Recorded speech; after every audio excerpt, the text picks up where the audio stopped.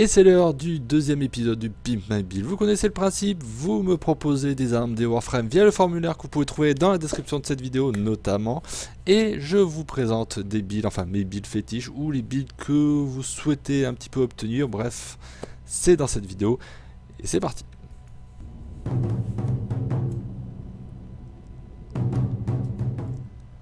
Deuxième Pimp My Build, voilà, notre sélection de 7 sujets, si je me trompe pas, oui 7, alors j'ai mis 7 sujets parce que je m'étais trompé sur le premier Pimp My Build, effectivement il y a eu 7 choix qui ont été effectués, mais dans certains cas je vous ai proposé plusieurs builds, donc c'était pas exactement ça, donc j'ai mis plus 7 sujets cette fois-ci. Bref, petit rappel très encore, parce que sur le premier Pimp My Build il y a eu des suggestions via les commentaires. Or je ne les prends pas pour la simple et bonne raison que il m'était déjà arrivé sur les événements précédents de zapper certaines participations en commentaire. Voilà, c'est pas forcément que c'est hyper clair, mais je préfère que vous completiez le formulaire. C'est un formulaire Google, hein, donc il y a rien, il n'y a aucune information très spéciale. Il y a juste 3 champs, il y a juste l'arme ou la warframe que vous souhaitez proposer, ça c'est le champ obligatoire, et en champ facultatif il y a éventuellement votre pseudo si vous souhaitez qu'il apparaisse sur cette vidéo là, ou sinon le rôle que vous souhaitez avoir pour tel ou tel build d'armes ou de warframe. Voilà, vous savez tout. On va commencer tout de suite avec le petit sommaire.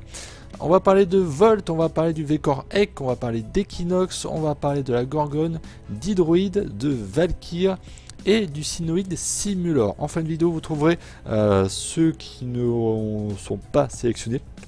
Il y a eu un certain nombre pour plusieurs raisons différentes. Donc voilà, on va commencer par Volt. Ça a été une demande de Monsieur Alex45Z. Alors c'est l'un des pseudos qu'il a, j'ai pris celui sur Twitch. À chaque fois je prends celui sur Twitch en général. On va passer in-game. Le build de Volt, un build de contrôle. Alors comme d'habitude, j'essaie de vous proposer des builds sans format. Enfin sans format, pas sans... J'en mets pas 100. Hein. Allez, je rigole. Zéro format. Zéro format. Donc, je vous propose ce build là qui tient exactement sur 30 de capacité. Enfin, non, sur la totalité de la capacité, il y a 74 de capacité. Il n'y a même pas eu besoin de mettre charge d'acier pour avoir plus de poids. Tout rentre dedans. Donc, 30 de capacité plus réacteur plus l'aura fusil amplifié, parce que ça vaut pas forcément beaucoup le coup de mettre une charge d'acier, de faire du corps à corps avec Volt, hein, malheureusement, surtout si c'est Volt normal, hein. Volt normal c'est que 15 d'armure, hein, pour petit rappel, c'est pas terrible. Donc je vous propose ce build là qui est composé donc d'un fusil amplifié sur l'aura. Bon voilà, 27% des dégâts des fusils augmentés. Vous avez le choix, hein, sur c'est pas du tout hyper important, hein, l'aura dans le cas de Volt. Alors on est vraiment sur l'utilisation des compétences, hein, complètement. Une vitalité parce qu'il faut quand même avoir des PV, et même si ça vaut un petit peu moins le coup peut-être que les boucliers, je préfère garder de la vitalité parce que il y a des tonnes. C'est de plus en plus souvent sur les missions que vous avez un proc tranchant, vous avez un proc de poison, et ça votre bouclier pourra pas l'arrêter. Donc je préfère vous protéger vos PV avant toute chose. Vous avez 450 de bouclier, c'est pas mal déjà. Vous avez votre sentinelle avec le mode gardien pour un petit peu assurer un petit peu vos arrières, hein. Ça vous remettra vos 450 de bouclier. Donc voilà, c'est un choix, libre à vous d'adapter ce build là à vos convenances. Vous pouvez très bien mettre une redirection à la place. Donc c'est un build qui sera full portée, full économie, et donc du coup il y a, qui dit 2 stats montées à fond, dit aussi 2 stats qui sont assez nerfées, la puissance qui a été nerfée, la durée un petit peu, mais on va voir qu'on va un petit peu la récupérer à la hausse. Donc vitalité, flux accru, rationalisation, expertise éphémère. Donc un maximum d'économie, un maximum de mana pour justement ne pas être en panne, parce qu'on va vraiment beaucoup utiliser les compétences sur ce build là. Continuité accrue, histoire de compenser l'expertise éphémère. Bon, on revient à 95% de durée du coup. Et de la portée. Et art de la ruse. Alors maintenant ça s'appelle art, avant ça s'appelait déviation, je m'en souviens plus exactement. Art de la ruse, c'est le nouveau nom. Voilà, voilà. J'ai commencé à éditer, à annoter la vidéo d'ailleurs sur les 7 modes Exvius, mais je pense que je continuerai parce que je pensais pas qu'ils allaient vraiment tout modifier. Donc voilà, portée, nous en sommes à 250% de portée. Alors art de la rue, c'est pas indispensable, ça vous rajoute que 15% en fait de portée. C'est pas transcendant. Par contre, le mode allonge c'est 45%, le mode super étendu c'est 90%, ce sont deux modes qui sont assez intéressants. Vous l'avez compris, vous allez jouer avec la compétence ultime, principalement si on fait un rapide coup d'œil au pouvoir avec les modes, nous sommes à 50 mètres de portée du pouvoir. Initialement on est à 20 mètres, bon ça c'est moyen. On est à 50 mètres. La durée du pouvoir n'est pas du tout affectée, hein. Il n'y a que 4 secondes de durée. Donc voilà. Le tout, ce qui est important sur ce build là, c'est lorsque vous allez le jouer, en fait, de surtout enclencher l'ulti lorsque vous êtes en l'air, que vous faites une roulade en l'air, de sorte à ce que vous ayez le moins de temps d'animation. En fait, vous allez rester en l'air, ça, parce que si vous le faites en étant immobile, vous allez avoir Volt qui va, voilà, qui va rester comme ça pendant un certain temps. C'est pas du tout ça qu'il faut. Vous sautez, vous faites plein de trucs en l'air, un bullet jump, n'importe quoi. Vous enclenchez l'ulti et l'ulti va durer un petit peu moins longtemps côté animation. Donc c'est plutôt pas mal. On a rééquilibré la durée pour avoir le moins de pénalités côté bouclier électrique. Parce que bouclier électrique, c'est quand même une compétence qui est plutôt très forte, dans le sens où c'est le... Ça doit être un des seuls boucliers qui vraiment arrête les balles et qui vous permettent de tirer à travers, qui n'a pas de PV, voilà tout simplement, donc c'est vraiment une protection vraiment très importante, donc on va le garder. Côté vitesse, bah, du coup, n'est quasiment, parce qu'on a perdu pas mal de puissance, donc du coup lui il est complètement nerfé, donc c'est pas du tout important. Et le choc, le choc il pourrait être pas mal parce que vous avez mine de rien de la portée. Donc du coup votre éclair va ricocher assez facilement d'un ennemi à l'autre. La portée du pouvoir, elle est de 37,5 mètres, donc c'est plutôt pas mal. Voilà pour Volt, c'est à essayer, c'est aussi à adapter selon vos goûts. Alors pourquoi j'ai mis expertise éphémère et rationalisation? Vous pourrez très bien faire péter ce mode là si vous avez une Trinity notamment. Vous pourrez très bien mettre le talent naturel. Alors ça il faudrait peut-être que je regarde confirmer un petit peu que ça permet de lancer l'ulti un petit peu plus rapidement. Faut juste que je revoie un petit peu. Je vous dirai ça en annotation si c'est faux ou pas. Bref, si vous avez une Trinity, pas de souci là-dessus. Si vous mettez max, mais là, je vous dis vraiment, montez à 175% d'économie, c'est le maximum de toute façon. De sorte à ce que votre compétence ultime ne coûte que 25 d'énergie. Pourquoi? Tout simplement parce que les orbes que vous allez récupérer sur les ennemis, c'est 25 d'énergie. Ceux que vous allez trouver dans les caisses, c'est 50 d'énergie. Donc vous faites le compte, à chaque fois que vous allez retrouver de l'énergie par les orbes d'énergie, vous allez pouvoir balancer un ulti ou deux ultis. Voilà. Donc c'est plutôt pas mal. Voilà pour côté build de Volt. On va passer au build du Vecor Ek, build d'armes. Hop là, on dégage de là. Alors le Vecor Ek, je l'ai beaucoup présenté déjà auparavant, mais c'est pas grave, je vous le refais en vidéo parce que c'est une arme que j'apprécie très fortement. Alors, c'était une demande de Blandox, max dégâts et max portée, une demande d'un anonyme qui voulait max dégâts aussi, et une demande de Monsieur Wizlight, Mr. Wizlight. Le Ek normal vient des builds variés, donc on va voir un petit peu le Vecor Ek et le Ek normal. On va commencer par le Ek Vecor. Vous avez le choix. Sachant que c'est un pompe qui fait déjà énormément de dégâts, et si vous avez les modes accrus, c'est plutôt pas mal. Si vous avez ravage accru, si vous avez apporté accru, c'est vraiment deux modes qui sont absolument phénoménaux. On se base ici sur 5 formats, il ne reste que 1 de capacité. Je le joue avec stock de balles parce que c'est un mode de confort. C'est bien de monter à 13 de chargeur, voilà. Ça change un petit peu la vie. Apportée accru, ravage accru, tromblon. Alors certains n'aimeront pas tromblon, mais l'avantage est au build critique avec tromblon dessus. Vous pouvez faire énormément de dégâts avec. Force de pénétration, c'est le petit plus. Ça va vraiment pouvoir vous donner avec vos tirs de la pénétration pour pouvoir passer à travers plusieurs ennemis. Donc voilà, avec stock de balles vous allez pouvoir tirer à tout va et en plus vos tirs auront de la pénétration. Entre de l'enfer, flamboiement, étreinte glaciale pour faire de l'explosif. Alors là c'est vraiment pour le fun, hein, c'est vraiment un build de fun, c'est pas du tout pensé, optimisé. Mais c'est un build qui... voilà, ne pensez pas forcément que full dégâts. Parce que tout simplement vous voyez dans les stats on est à 5600 de dégâts explosifs, 2400 de dégâts de perforation, 700 et puis 500 en tranchant et en impact.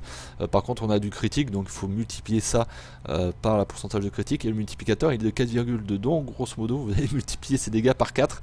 Vous êtes déjà à plus de 10 000, de 30 000 et quelques à chaque coup. C'est énormissime. Vous n'avez pas besoin. Et là, on n'est pas en full dégâts. Là, on est en mode confort. Ça, c'est un build de confort. Le build B, c'est un build dégâts. Alors là c'est full dégâts mais en conservant la précision. Ça c'est pour Blandox. Alors il y aura une petite variante que je vous expliquerai après, donc je vous présente. C'est à portée accrue, ravage accru, entre de l'enfer, flamboiement. Flamboiement c'est un très bon mode parce que ça rajoute en plus des dégâts de feu, des dégâts tout court. Balle incendiaire, propagation contagieuse, cartouche chargée. Dans cet ordre là, électrique, poison puis feu, pour avoir du feu corrosif. Avec ce build là on est à 7700 et des brouettes de corrosif, 5600 de feu, 2400 de perforation et on a toujours la même quantité de critique. On n'a pas de diminution de comment dire ça, de dispersion, ouais, tout simplement. Le mode dispersion vicieuse qui est ici même, qui permet de faire vraiment du full dégâts mais à la contrepartie d'avoir plus de diffusion. Il est possible, alors je dis bien il est possible parce que c'est vrai qu'on le voit que très rarement dans les builds et je ne le mets pas forcément. Il existe le mode obus corrompu. Alors obus corrompu, à quoi ça sert? Ça vous permet d'avoir encore moins de diffusion. Qui dit moins de diffusion, on dit pouvoir s'autoriser plus de tirs à longue portée. Comme ça, tous les plombs vont rester assez proches. C'est un mode qui a énormément de rangs, il en a 10 rangs. Donc c'est vraiment pas le top du top. C'est pas du tout le mode que je vous conseillerais de monter en premier, ça c'est clair et net. Donc voilà, juste pour dire que c'est un mode corrompu qui existe, alors au détriment de la cadence de tir, mais c'est pas un problème, on a déjà 3 de cadence de tir, 3 coups par seconde avec le HEC. Je suis pas sûr que vous atteigniez cette cadence là réellement, hein. Donc voilà, le mode obus corrompu qui existe, il faut le connaître, c'est un mode qui va vous permettre d'améliorer justement vos tirs à longue portée. Mais c'est pas du tout nécessaire, dans la majorité des cas, ne pas faire appel à dispersion vicieuse vous permettra de faire des tirs à longue portée sans aucun problème. Ça c'est un build full dégâts par contre, full dégâts, point barre. Tout simplement, on a remplacé, si je me trompe pas, c'est le flamboiement par dispersion vicieuse. 90% des dégâts, c'est juste absolument phénoménal.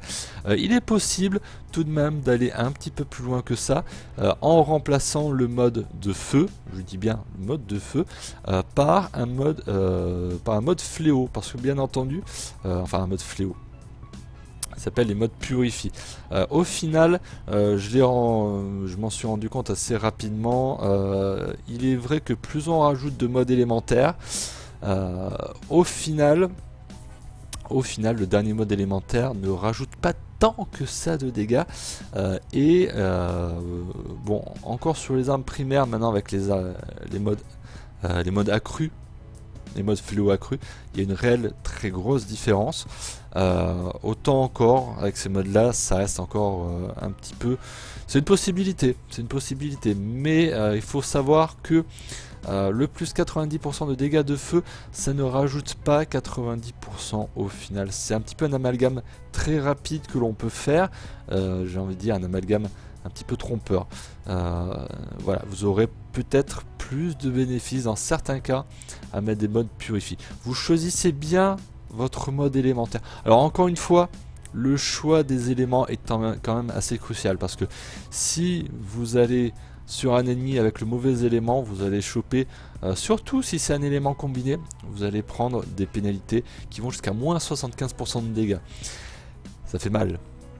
ça fait mal. Donc d'où l'intérêt de bien s'y connaître côté éléments, de bien faire gaffe. Si vous hésitez trop, vous mettez du feu corrosif. Si vous n'avez pas envie de vous prendre la tête, feu corrosif, ça part, c'est tout le temps ça, ça marche très bien. Voilà pourquoi, voilà du côté du V-Core Ek, on va passer au Ek normal qui avait été demandé par Mr. Wizlight.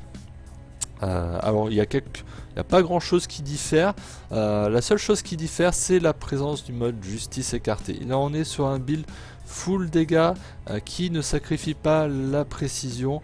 Alors là malheureusement j'ai mis deux éléments combinés, c'est peut-être une erreur, peut-être que je le rectifie un de ces quatre, mais c'est un build qui fait énormément de dégâts. On est à 17 000 de dégâts de radiation, 12 000 de dégâts viral, entre de l'enfer, à portée accrue, flamboiement, justice écartée, c'est le mode indispensable pour le Ek. Ça coûte quasiment rien. Alors c'est un build qui est à 6 formats. Alors que peut-on dire de plus? Vous pouvez envisager éventuellement de placer d'autres modes, de passer sur du feu corrosif, grosso modo de dégager ce mode là, tout simplement, et d'échanger ces petites places là. Hop. Feu corrosif, et vous pouvez placer autre chose, et je pense même d'autres choses. Ah non, flamboiement il y est déjà, pardon, excusez-moi, flamboiement il y était déjà. Vous pouvez très bien mettre le 120%, le 120% que je n'ai pas en visu, faiseur de brèche il est là, de dégâts de perforation. Vous pourrez très bien le mettre, hein, c'est pas du tout une erreur. Vous êtes à 10 000 côté perforation, 10 000 côté feu, 12 000 en dégâts corrosifs. Vous êtes à 30 000 de dégâts par tir, voilà, tout simplement, hein, pour résumer les choses si on fait pas appel aux critiques. C'est absolument énorme, ça envoie vraiment du steak, hein, 30 000 comme ça, bonjour, 30 000. Voilà, côté Ek et V-Core Ek, ce sont deux armes qui sont vraiment très bien, que j'ai formaté à fond assez rapidement. Le build demandé par Shell67, un build Equinox, interception et défense. Alors c'est un petit peu délicat pour Equinox, hein. J'avais déjà mon avis sur Equinox, il n'a pas bien changé depuis, je dois avouer. Ah, Equinox. Equinox, je vais vous présenter quel build exactement. Je vais vous présenter celui-là, hein. Celui-là. Alors, je vais vous expliquer un petit peu ma philosophie, ma façon de penser concernant Equinox. Equinox a vraiment beaucoup d'intérêt à fonctionner sur la portée. Portée super étendue, allonge. Voilà, on commence directement. C'est un build encore sans format, zéro format sur ce build là. Il reste 2 de capacité, siphon d'énergie, parce que Equinox est énergivore. Voilà, tout simplement. Le mieux c'est d'avoir encore une Trinity dans l'équipe, éventuellement d'avoir le passif Zenuake qui régène de l'énergie.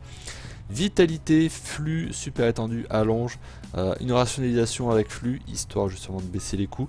Intensifié, continuité accrue, très utile pour aussi baisser les coûts liés au drain d'énergie.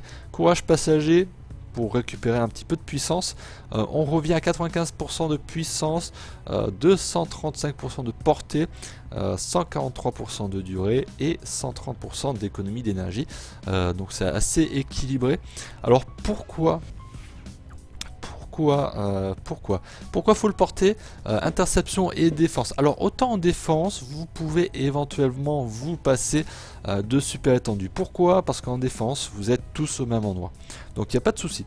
Par contre en interception, vous pourrez être un petit peu plus à distance. Donc ça serait bien d'avoir un petit peu plus de portée sur pacification et provocation, la compétence numéro 3, et réparer ou mutiler sur la compétence ultime. Tout simplement. Voilà.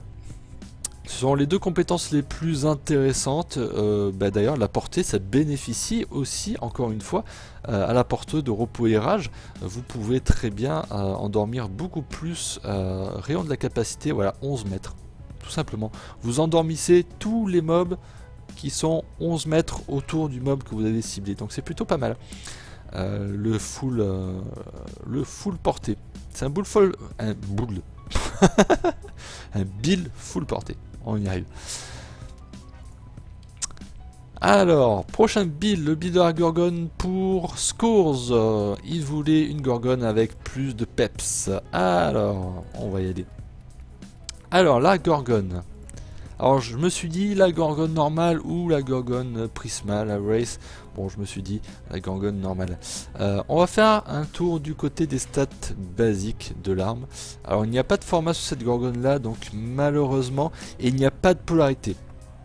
Donc, première chose à se demander, Scores, c'est si tu souhaites réellement monter la Gorgone. Parce que c'est vrai que parmi les armes de type hit scan, c'est-à-dire avec des balles qui arrivent directement sur la cible, ce qui est le cas de la Gorgone, il existe bien d'autres candidats qui sont intéressants. Le Bâton Prime, la Soma Prime sont notamment des armes qui sont assez intéressantes. La Gorgone, c'est une arme qui a quand même du critique, mine de rien, 10% de chance de critique, mais un multiplicateur de critique de 1,5, donc c'est pas terrible. Des dégâts qui sont principalement situés sur l'impact, donc vous pourrez utiliser le mode 120% impact sans problème si vous l'avez, ce n'est pas obligatoire. Un chargeur de 90, c'est plutôt pas mal si vous souhaitez mettre, que je retrouve un petit peu traînée de poudre, voilà, tout simplement. Le mode traînée de poudre à lui tout seul va augmenter de 18 balles le chargeur, c'est plutôt pas mal.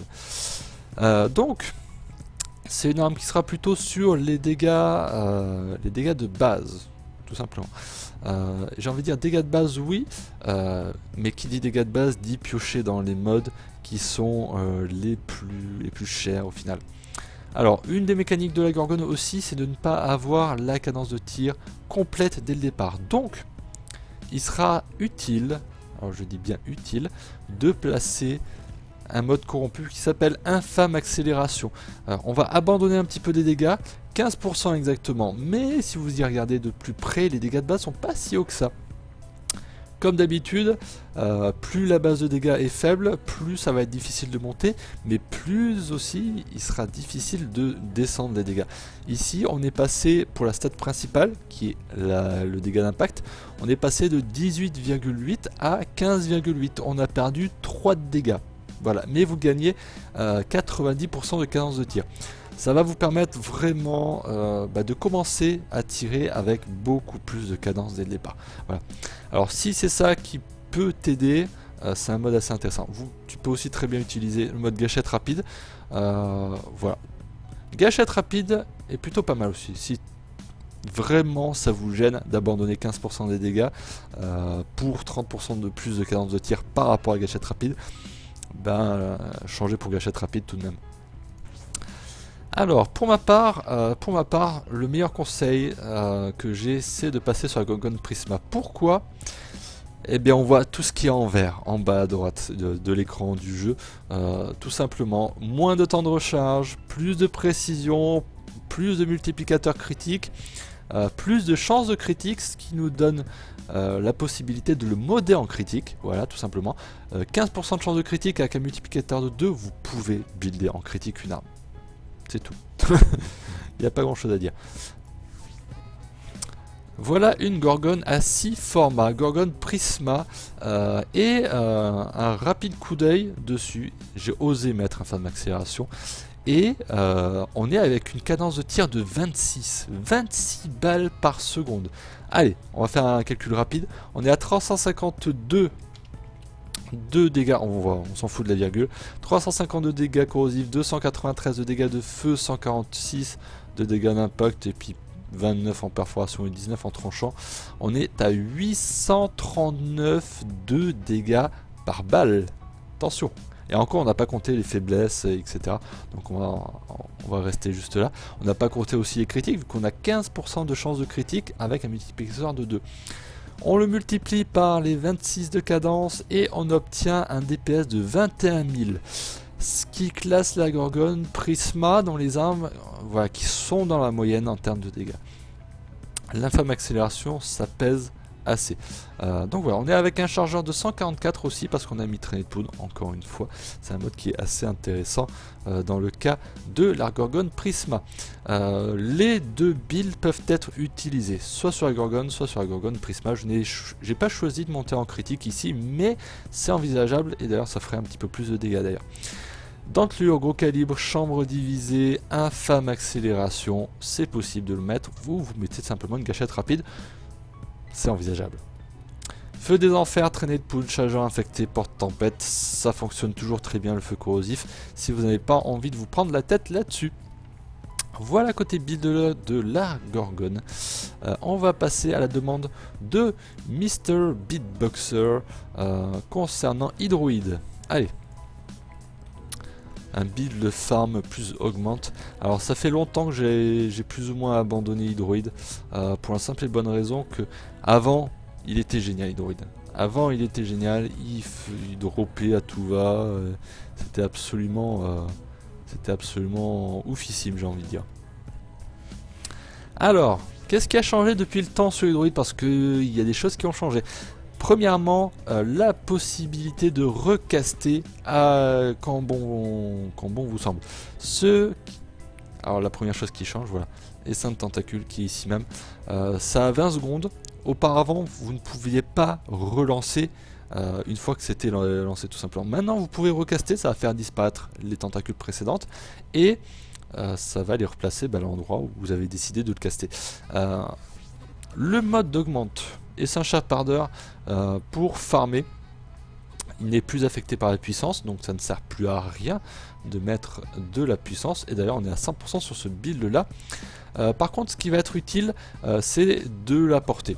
Alors, on peut même plancher sur un super étendu, mais c'est pas forcément ça qui va être intéressant, j'ai envie de dire. Voilà, tout simplement parce qu'il y a un certain nombre fixe de tentacules.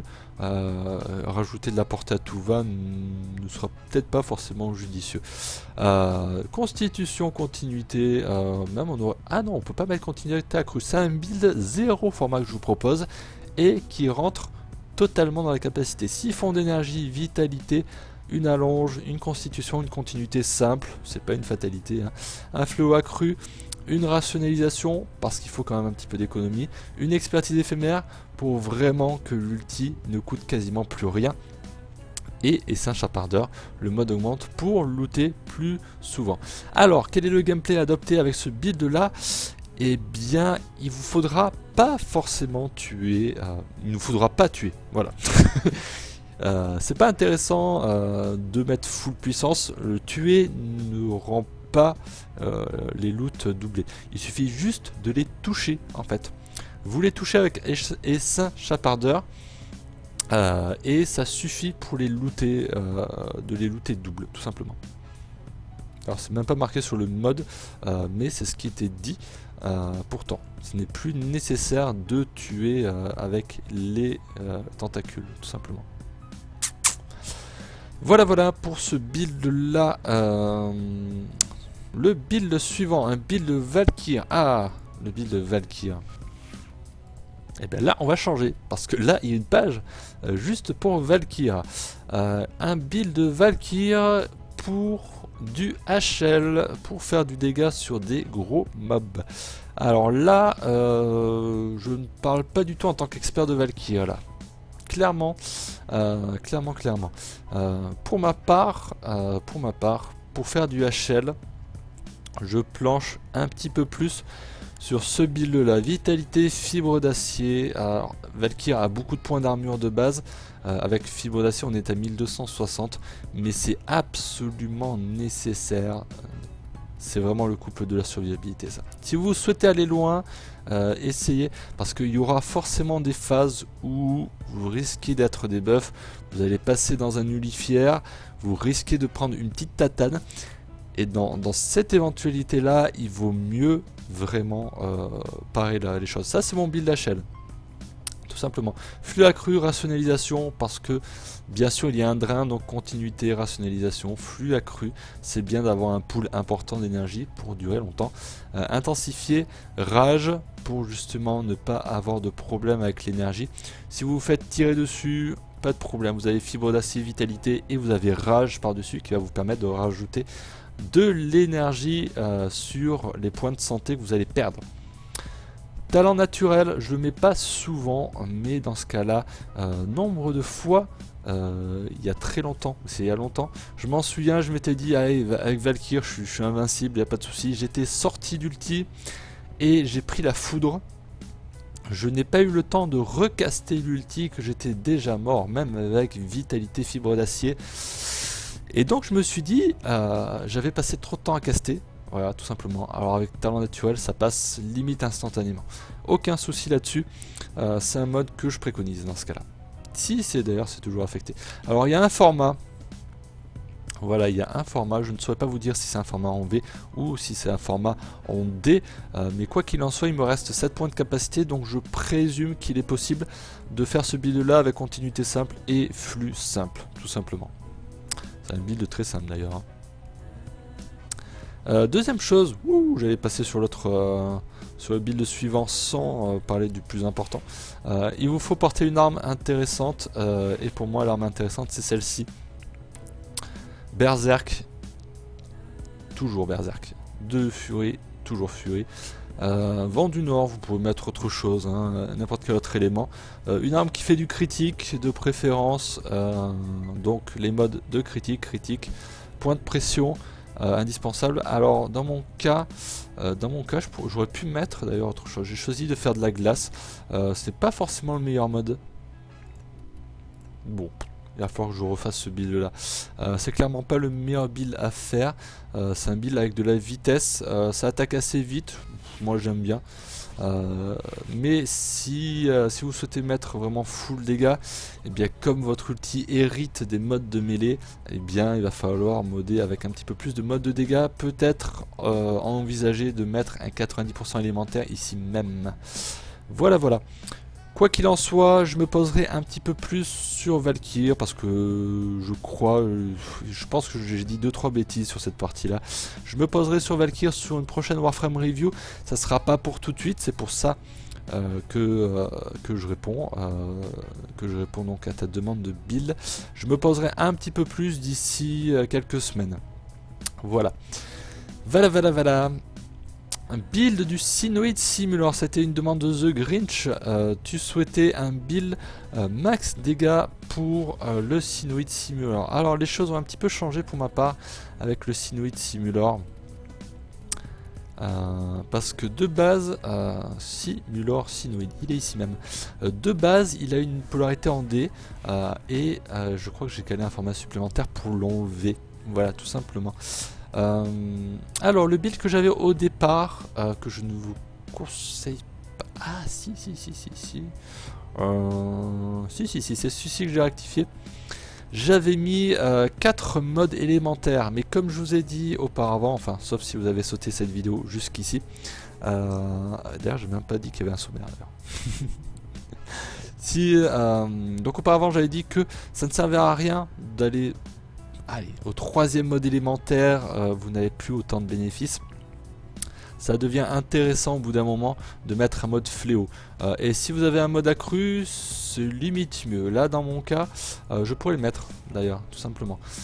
Fléau désinfesté accru, pour ma part c'est le seul que j'ai monté. Mais j'ai envie de dire le fléau des grinières normal est amplement suffisant. Parce que ça c'est un multiplicateur qui n'est pas sur les dégâts de base de l'arme. C'est un multiplicateur qui arrive après tous les dégâts. Donc c'est un mode qui a tout à fait son efficacité, alors que porte-tempête, chargeur infesté, feu des enfers, c'est 90% de dégâts de feu, mais qui sont calculés sur la base des dégâts de l'arme. Donc au fur et à mesure qu'on en rajoute, eh bien on n'a pas forcément autant de bénéfices que ce mode là. Même s'il y a marqué que 30%, ne vous tombez pas dans le piège des chiffres dans ce cas là. Donc voilà, il est composé d'un dentelure gros calibre, chargeur infecté, perception vitale, chambre divisée, fléau des grinières, porte-tempête et feu des enfers. Pourquoi perception vitale tout seul? Bonne question. Pourquoi? Tout simplement parce qu'on a quand même une chance de critique de base qui est plutôt pas mal, qui est de 2. Enfin, un multiplicateur critique de 2. Donc 200%. Une chance de critique qui est trop faible je pense, donc on a un petit peu plus de bénéfices à mettre une perception vitale au final. Ça fait des critiques qui sont pas mal quand même, mine de rien. Donc voilà, plutôt que de rajouter un énième mode élémentaire qui aurait pas tant que ça d'impact sur ce build, j'ai préféré celui-là, très honnêtement. Après, L'inconvénient de ce build là, c'est qu'il va falloir penser à le changer. Si vous n'avez pas envie de vous prendre la tête à ce sujet là, mettez-vous en full élémentaire, tout simplement. Choisissez bien vos éléments par contre, hein.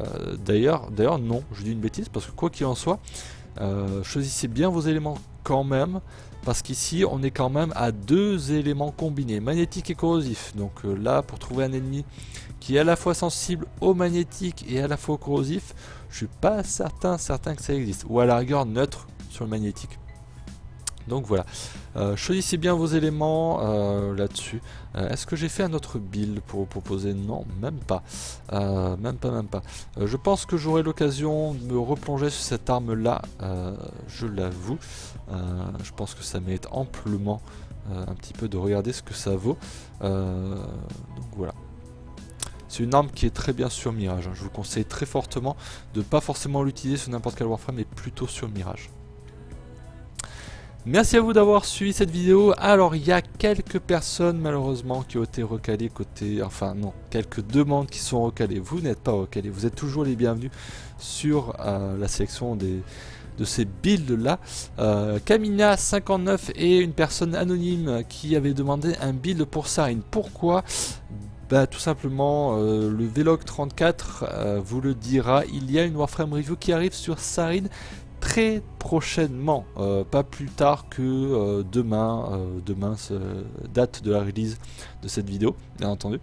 Wayne360, salut à toi Wayne, coucou. T'avais demandé le Rubico, malheureusement je n'ai pas décidé de le traiter parce que j'ai traité sur le premier Pimp My Build justement. Et c'était un build max dégâts sur un seul tir. Mais malheureusement, je crois que je l'ai fait d'ailleurs. Et QQ32 sur le Buzzlock. Pourquoi? Et bien tout simplement parce que prochainement il va y avoir un tuning de l'impossible sur le Buzzlock. Voilà. Donc j'aurai l'occasion de traiter de cette arme là très prochainement.